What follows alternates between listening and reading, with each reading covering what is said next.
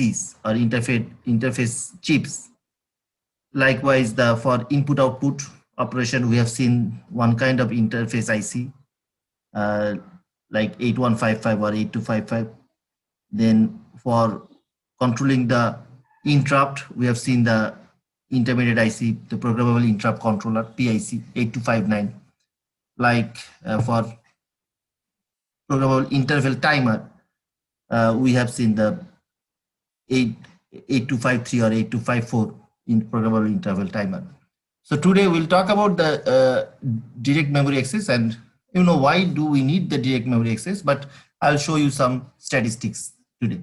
Thereupon we will talk about the one model, that is the 8237, that is a particular programmable DMA controller. Okay, so let's have some review on IO types. So far, you are already familiar with two terms. One is programmed input-output operation. Another is memory-mapped input-output operations. In memory-mapped input-output operations, one particular memory location are mapped, or one particular memory location is mapped with the input-output device. And for that, we have to use the interrupt types. A particular interrupt types is used to interact with the input-output devices. Now, the other option of input-output device, input-output operation, to perform the input-output operation, we have to use the programmed IO. And programmed IO is further can be classified into two ways. One is polling, another is interrupt-driven. And you can see that in this particular example that I have given one, just a minute.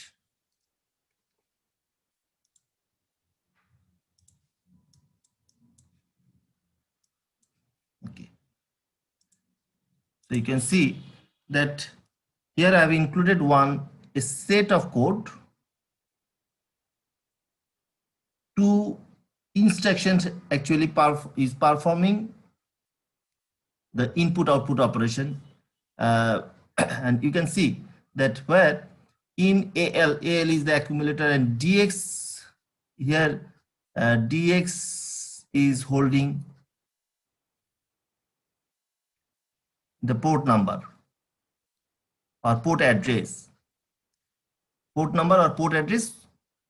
which the input device is connected. So this is one instruction, but after execution of this instruction, only the data will be available in the AL register. But thereupon, if we need to store that data into one memory location that is pointed by DI, and you can see that DI value having the third bracket means the memory location, and thereupon we are copying the data to that memory location that is pointed by DI register or destination index register. Now, if you can recall that this instruction, the machine code of this instruction is having a size of 2 bytes, and for this we are having a machine code of 3 bytes most probably, so far I recall. So in total 5 bytes. So if you can recall that the bus cycle means 1 byte of instruction read or write operation requires 4 clock states, at least 4 clock cycles or 4 clock states.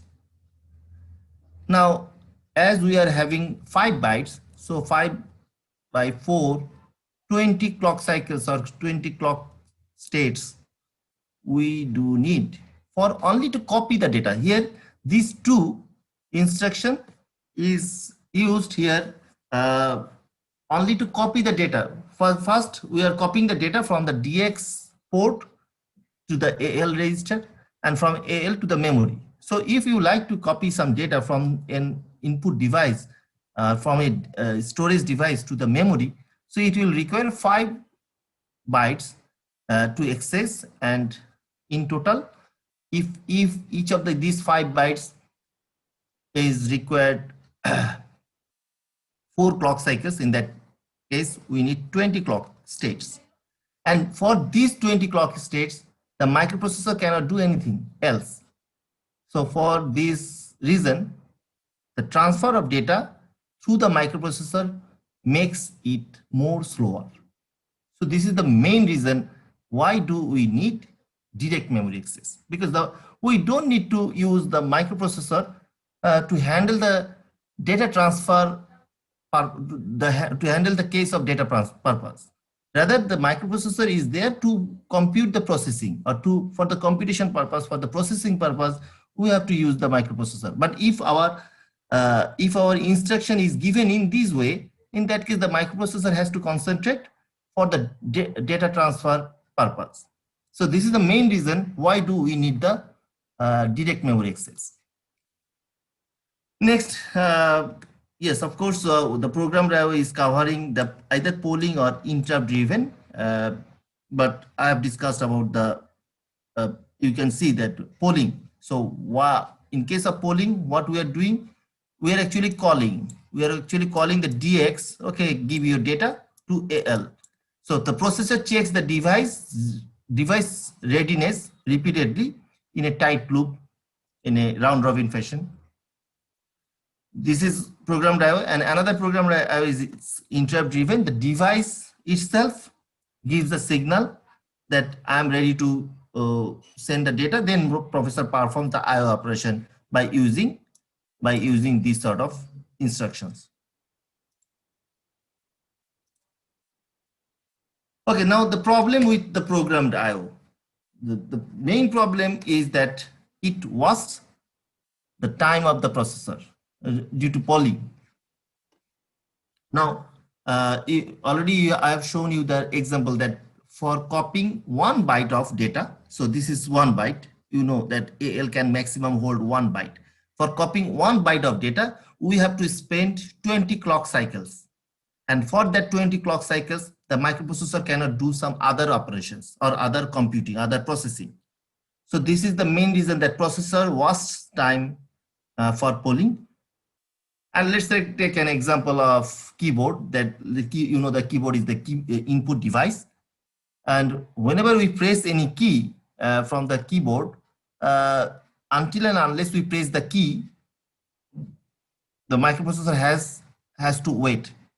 So it kills some time, as well as suppose we have pressed the key, but we have not released it, and it also kills some time. And it may not satisfy the timing constraint associated with some other devices, like specifically some disk. Whenever we like to read and write from any storage disk, so it may these sort of operations may not support it, or may not satisfy or may not fulfill the purpose of these sort of peripherals. So the basic idea is we have to use the DMA technique. And what is the DMA? Just I'll point out some major features of DMA. First of all, it releases the pressure from the microprocessor for the purpose of data transfer responsibility. Okay, so whenever we need to transfer any data from any storage device to the memory, it doesn't need the help of the processor. Processor doesn't need to concentrate on that. Second one is that it avoids the slow speed of programmed IO when moving large amounts of data between memory and peripheral. So I'm showing one figure, then I'll again go back to that slide, that earlier, the example we have seen, let's say that this has some port number, and what we did in AL DX, and DX is pointing, this is actually stored into the DX register, and thereupon we copy move DI AL. Okay. Now you know that AL is the part of the microprocessor, and also DI is holding the some memory location that is pointed by DI. So suppose this is the one memory location where this is 1 byte of memory location where we like to copy the 1 byte of data. So first of all, from IO device, the data will reach to the AL by executing the first line, and thereupon the processor stores the data into this memory location.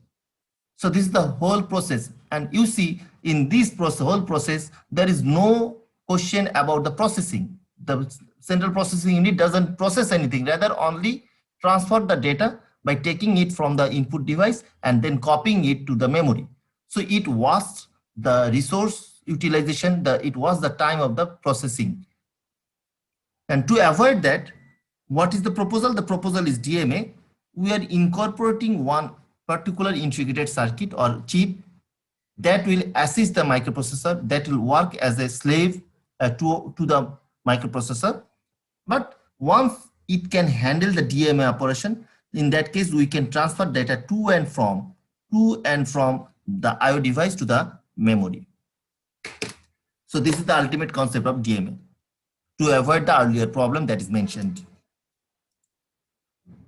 Next is that the data transfer is coordinated by the DMA controller, not by the processor, and it avoids the bottleneck of having to channel data through the microprocessor. We don't need to send the data via central processing unit. So because if every peripheral transfer the data via central processing unit, there will be a question about a bottleneck at the CPU. And it uses three microprocessor buses. You know, that data bus, control bus, and address bus. So the microprocessor is unable to use them temporarily, but microprocessor can do the processing. And also we have some limited speed depending on the DMA circuit. Next, some other statistics I can mention here. One is direct memory access is a technique that allows the direct data transfer between memory and IO devices, keeping the microprocessor temporarily disabled for the purpose of data transfer. And it is used for data transfer between RAM and some external peripheral device without the use of microprocessor. This is the ultimate concept that we have been talking about. And also we are avoiding the overhead, the timing latency due to the programmed IO. And you see there is a statistics here that for typical microprocessor, for 1 byte of data transfer between RAM and IO, it takes 5 to 10 microseconds. But our target is to, by incorporating the DMA operation, our target is to reduce the time to 1 microsecond per byte.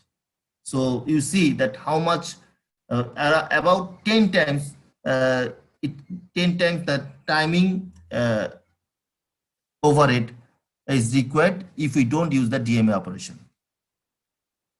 And of course, there is some applications, that high-speed applications. If we use this sort of technique, the data transfer, if the data transfer takes place by using the CPU, in that case, the high-speed applications will not be satisfied. Now, let's see that which applications in the computer system require DMA operations. First of all, the data transfer. First of all, simply we say copy the data from one memory to another memory. It might be a primary memory or it might be a secondary memory. But the data transfer, to make first data transmission between memory and IO peripheral, likewise, hard disk, compact disk, video memory, sound cards, and network cards. So these sort of peripherals demands direct data transfer between the memory towards it. Now, to handle that DMA operation, you are already familiar with the block diagram. That is the block diagram that microprocessor doesn't need to concentrate on that DMA operation. Rather, DMA controller IC will take every responsibility. So initially, what the DMA controller IC, what the DMA controller chip will do, it might be built in to the microprocessor or maybe found as an external integrated circuit. And uh, it has to perform, the DMA controller has to perform the operations that are similar to the operations performed by a microprocessor, sometimes only for the data transfer purpose. And whenever any DMA operation is required, the DMA controller IC sends one hold request signal by using the hold pin of the microprocessor. And you know that in a microprocessor system, we have a hold pin so that the DMA controller IC can send the hold signal by using the hold pin. And afterwards, the microprocessor allows the hold acknowledgement signal by using the HLDA pin. So these two pins belongs to the microprocessor. By one pin, the DMA request reaches to it, and by another pin, the microprocessor acknowledges the DMA IC that, okay, you carry on with the DMA operation. So here is one figure. You can see that the microprocessor, let's say this is the 8086 microprocessor, and we have the DMA IC, we have the main memory, and we have this controller, or this is the IO device, the disk drives. Okay, so initially what will happen? The one DMA request, so this is step one DMA request will reach to the DMA chip, and after getting that, the DMA controller will send the hold request by using the hold pin or this line, and afterwards the microprocessor will acknowledge, okay, carry on.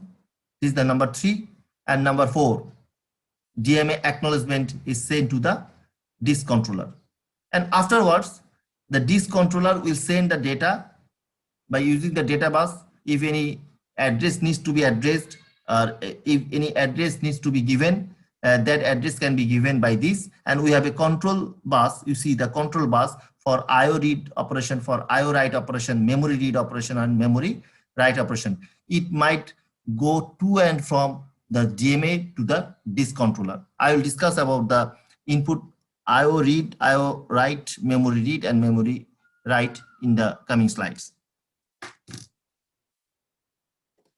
And the thing I have discussed here that can be explained by this. So one DMA controller, DMA is implemented using a DMA controller. DMA means direct memory access operation, and one DMA controller acts as a slave to the processor. So it doesn't have the capacity to do or to work independently. Rather, it has to seek the permission. You see that it has to seek the permission from the microprocessor. But once it gets the permission from the microprocessor, it can operate the direct memory access operations. Second, that the DMA controller receives instructions from the microprocessor, and you have seen that. And for example, to read any data from an IO device, the processor gives details to the DMA controller. What sort of details? Let's say that which portion of the memory you can use for storing the data, or from which portion you can copy the data to the output device or input output device. How much number of bytes can be used for data transfer, though it depends on the application. Also the direction, memory to IO or IO to memory. So these sort of things has to be handled by the DMA controller. And also the IO device number, this is important. Now let's see some more details about this DMA. This is block diagram. Let's see some more details figure about the DMA chip. So this is the DMA chip. A bit more details, where you can see that at the very beginning, the IO controller, this IO controller, you may consider the this is the IO device, and from the IO device, one DMA request is placed, and after that the hold signal is reached to the CPU. After getting the hold acknowledgement signal, the DMA acknowledgement is done. So these things we have seen in our earlier slide. Now For after getting the permission from the CPU, the DMA controller will allow the IO controller whether the data transfer will take place between from IO controller to memory or to memory to the IO controller. So there are two options. Those options uh, can be used simultaneously. One is from the IO controller, if it is a IO read, at that time we should have a memory write. These two will be done parallelly. So from the IO controller, the data will be read and that data will be write towards the memory parallelly. Okay, this is one thing. Or in the other way, memory can be read and at that time uh, that data can be write to the IO controller. So these are the two things. The addressing concept will be, or addressing information will be exchanged through the address bus, but to and from memory, this data will be exchanged through the data bus, and this is the control bus. These are the control bus, and the address to where the data should be write, or the address from where the data should be copied, that will be handled by the DMA controller by the address bus. And you see the IO controller doesn't have any direct connection with the address bus.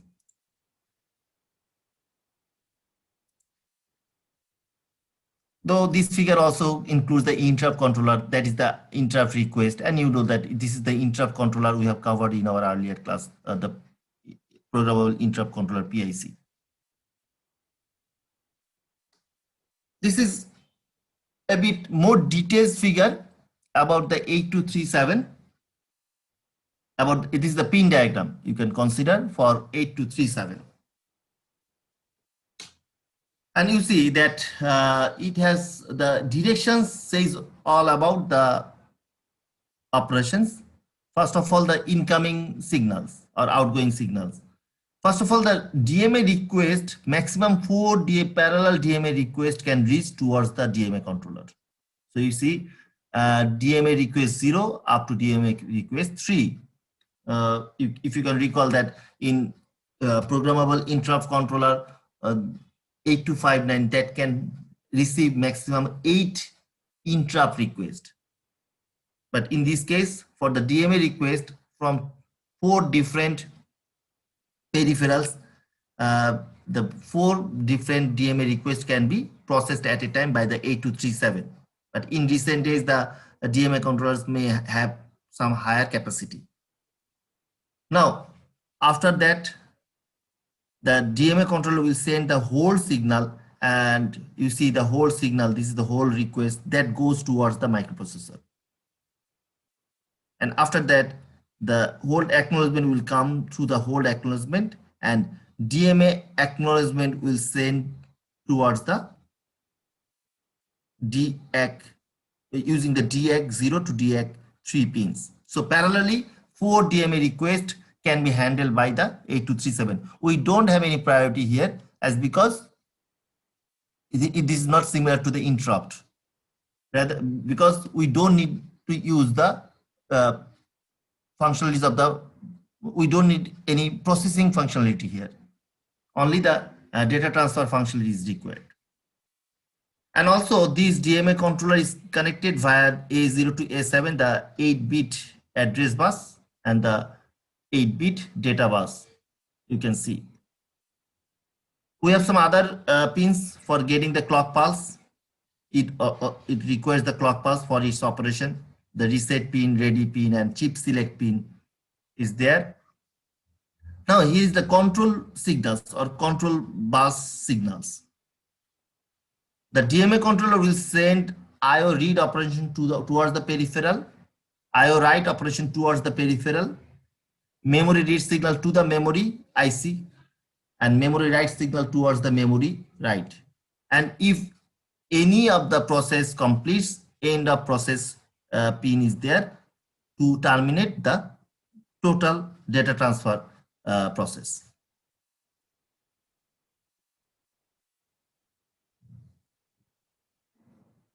Next is the DMA. You see that the hold acknowledgement is the core signal.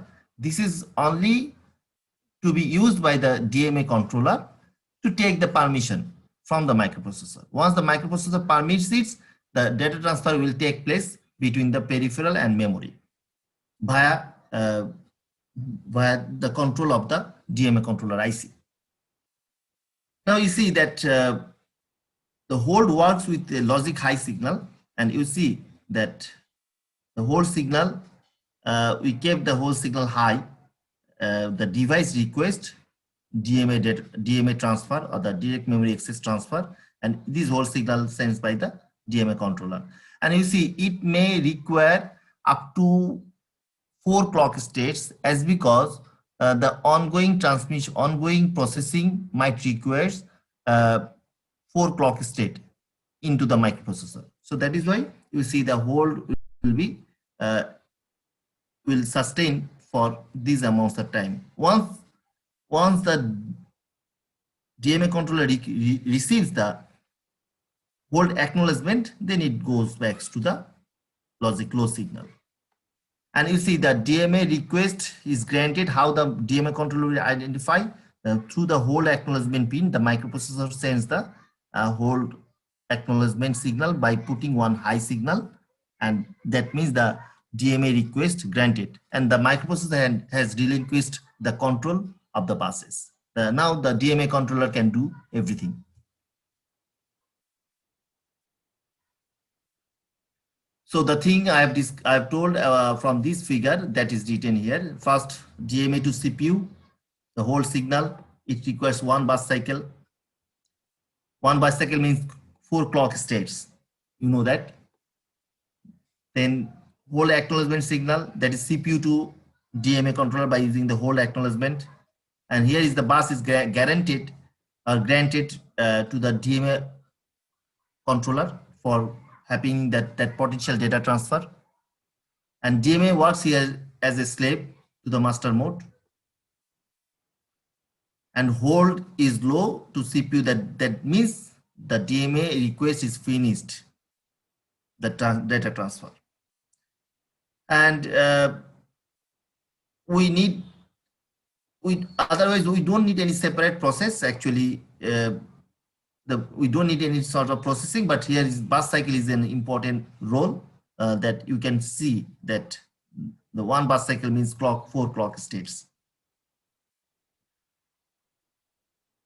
And next, to understand the DMA control signals, the thing I've already been discussed, that 2 signals in DMA control from the DMA controller, 2 signals will perform simultaneously always. The DMA for a direct memory access operation, both memory and IO device may access simultaneously. And the DMA circuit may need to generate 2 things parallelly. One is, let's consider that if the data transfer requires between memory to IO device, at that time we need to do the memory read operation and IO write operation, IOW, W for write and RD for read. So these 2 will be done simultaneously, and the thing it is I've mentioned in my earlier slide. Or if the data transfer needs to be done between IO device to the memory, in that case, first we will read the IO device, and thereupon the memory write operation will be done. So these 2 are the control signals. Those will be used parallelly. We see that IO read, memory write, or memory read, IO write. So these 2 will be done parallelly.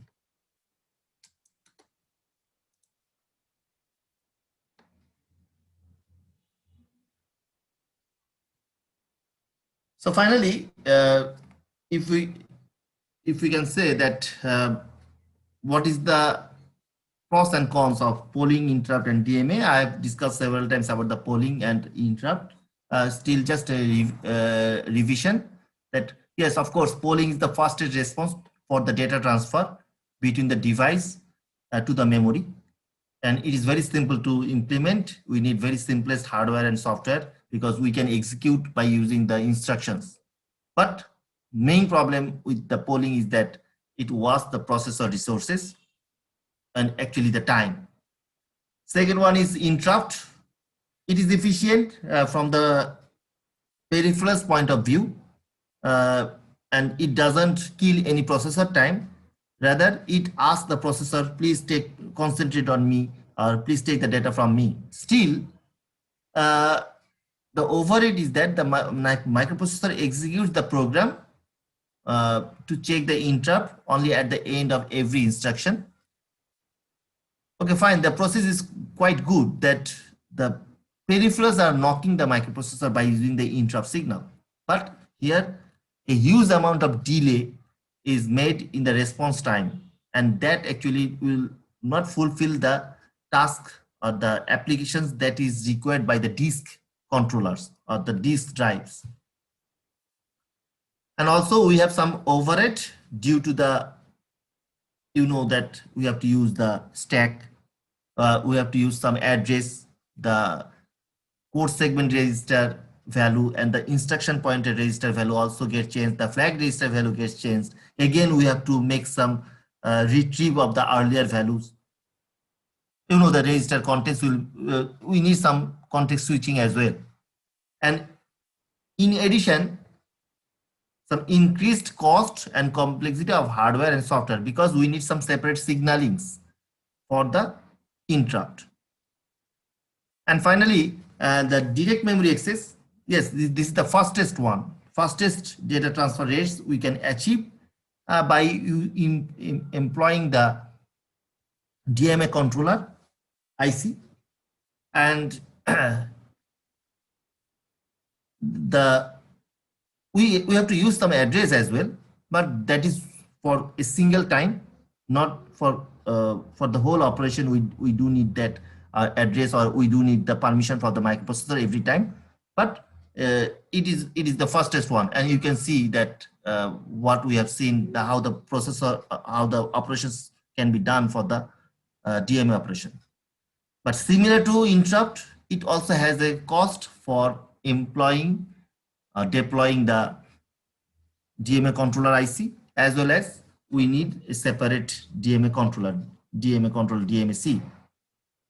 And whenever you are employing that DMA controller, you are having the increased cost and complexity in hardware and software.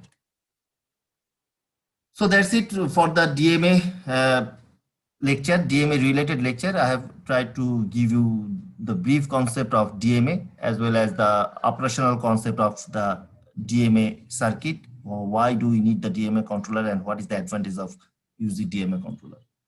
And as we are almost at the end of the semester, topic wise I am advancing. So I have left with one additional lecture with external interfacing. So far the interfacing concept we have covered in this course, those are related to internal interfacing. Likewise, the PPI, PIT, interrupt controller, DMA controller, everything is incorporated within the printed circuit board or motherboard. But in the next class, hopefully I will start with external interfacing with USART or UART. You know that USB device, firewire, fiber channel. So these are HDMI.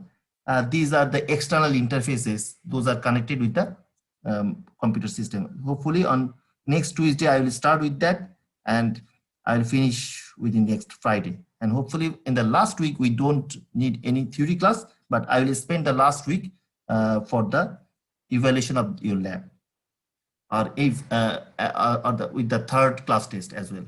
And the fourth class test, I will assign one assignment for the fourth class test. Okay, do you have any question? That's it from my side today. Sir, yes. Question ছিল যে আমরা যে hold মেকানিজমটা দেখলাম, হোল্ডের মানে hold অ্যাকনোলেজমেন্টের সময় hold সিগন্যালটা কেন থাকতেছে? মানে আমি যখন This অ্যাকনলেজমেন্ট one, হয়ে যাচ্ছে, this হ্যাঁ one, this one. হ্যাঁ রাইট। ওকে, এটা তুমি দেখো এখানে কিন্তু একটা ডট ডট আছে, এই আনসার্টিনিটি কেন থাকে বলো? আমি বলেছিলাম অ্যাটলিস্ট 4, রাইট? আমরা তো জানি না প্রসেসর একটা প্রসেস শেষ করতে পারলো কিনা, যে এই সময় কোনো ইন্টারাপ্ট ঘটলো কিনা, তো প্রসেসিং টাইমটা কিন্তু বেড়ে যেতে পারে। আচ্ছা, এখন এখানে তুমি দেখো যে এখানে কিন্তু আমরা একটা সাইকেলে আমি হোল্ড সিগন্যালটা রিচ করলো, and you see that after getting the hold acknowledgement they are spending 1 clock pulse. এখানে একটা ক্লক পালস, এটাই এক্স্যাক্টলি এটাই থাকবে, নট নেসেসারি সাথে সাথেই নেমে যেতে পারে, but here is the dot dot. এখানে একটা ডট ডট, এটা একটা সিগন্যালিং মেকানিজম জাস্ট মেনশন করছে। Okay, but just to make logically clear. Logically তুমি যেটা বলছো that will happen, that maximum 1 clock pass, মানে হোল্ড সিগন্যাল যাওয়ার পরে মাইক্রোপ্রসেসর ক্যান মানে মেক ওয়েট, ডিএমএ কন্ট্রোলারকে ওয়েট করতে হবে। কেন? কারণ আমরা জানি যে ও এটা তো আর ইন্টারাপ্ট রিকোয়েস্ট না যে আগের ইনস্ট্রাকশনটাকে সে পোস্টপোন করবে, এটা হচ্ছে আগের ইনস্ট্রাকশনটাকে সে ফিনিশ করবে মাইক্রোপ্রসেসর, তারপরে সে হোল্ড অ্যাকনোলেজমেন্ট সিগন্যালটা অ্যালাউ করবে, ঠিক আছে? এবং সাথে সাথে আবার হোল্ড সিগন্যালটা লজিক্যালি লো হয়ে যাবে।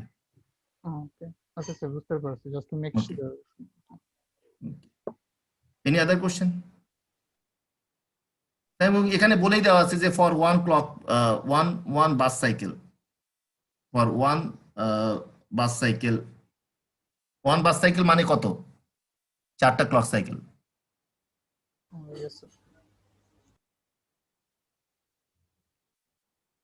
Okay, so if you don't have any question, then I'd like to finish here and hope to see you on the next Tuesday with the last lecture slide.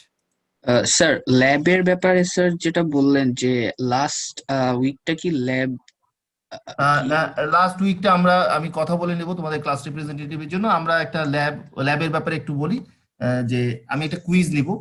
এই পেরিফেরালস কোর্সে আমি যেটা করি যে যেগুলো lab কাজ করিয়েছি সেগুলো থেকে আমি একটা অনলাইন কুইজ নিব, আর হয়তো একটা টাস্ক অ্যাসাইন করব সবাইকে, মানে ইন্ডিভিজুয়ালি টাস্কের মধ্যে ভেরিয়েশন থাকবে আর কি, এমন না যে সবাই সেম টাস্ক পাবা, একটা টাস্ক অ্যাসাইন করবো, এরকমের জন্য আমি একটা লাস্ট উইকটা রেখে দেবো আর কি।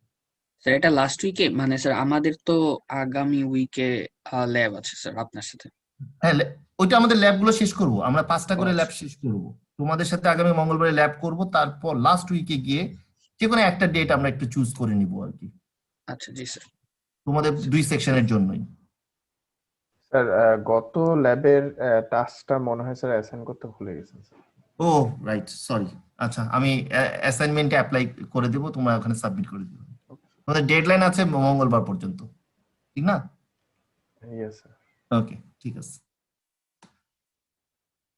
ওকে, আমি thank you for reminding me. আমি এটা আজকে আপলোড করে দেবো, লেকচার দুটো আপলোড করে দেবো এবং টাস্কটা সেন্ড করে দেবো।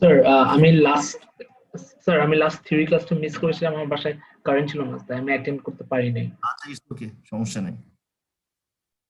Thank you.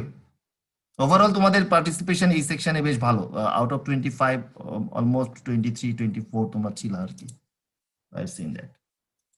Okay, thank you and see you in the next Tuesday.